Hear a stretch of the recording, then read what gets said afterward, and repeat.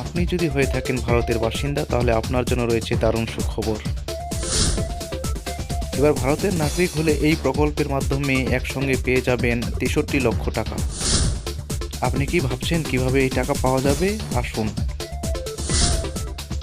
আজকের ভিডিওতে আরও বিস্তারিত জেনে নেব। হ্যাঁ, আপনি ঠিকই শুনেছেন, ভারত সরকারের এই প্রকল্পের মাধ্যমে এককালীন ৬৩ লক্ষ টাকা পর্যন্ত পাওয়া যাবে। শুনতে অবাক লাগলেও এটাই সত্যি। আপনার বাড়িতে কি কন্যা সন্তান রয়েছে? যদি থাকে তাহলে সোনাই সোহাগা। আর চিন্তা নেই উচ্চশিক্ষার, চিন্তা নেই বিয়ের বিরাট খরচেরও। কেননা কেন্দ্র সরকার নিয়ে এসেছে দারুণ এক প্রকল্প। এই প্রকল্পের মাধ্যমে ঘরে কন্যা সন্তান হলে পাওয়া যাবে একসঙ্গে ৬৩ লক্ষ টাকা পর্যন্ত।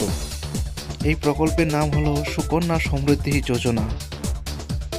এবার আপনি সরকারি প্রকল্পে টাকা জমিয়ে এককালীন ৬৩ লক্ষ টাকা পর্যন্ত পেয়ে যেতে পারেন।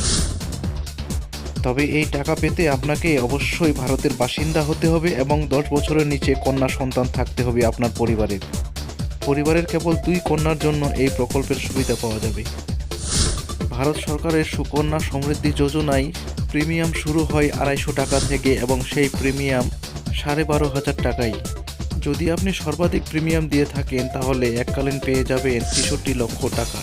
তবে আপনার প্রিমিয়ামের উপর নির্ভর করবে আপনি কত টাকা পাবেন। এই টাকা পাবেন কন্যার বয়স যখন ২১ বছর হবে, অর্থাৎ ১৫ বছর পর্যন্ত এই প্রকল্পের প্রিমিয়াম ভরতে হবে। এবার সব থেকে বড় প্রশ্ন হলো কিভাবে এই প্রকল্পে আবেদন করা যাবে। আবেদন করতে কী বা ডকুমেন্টসে লাগবে, আসুন তাহলে আরও বিস্তারিত দেখে নেওয়া যাক। এই প্রকল্পের মাধ্যমে জরুরি ডকুমেন্টস নিয়ে নিকটবর্তী SBI ব্যাংকে গিয়ে আবেদন জানাতে পারবেন অথবা পোস্ট অফিসে গিয়ে আবেদন জানাতে পারবেন।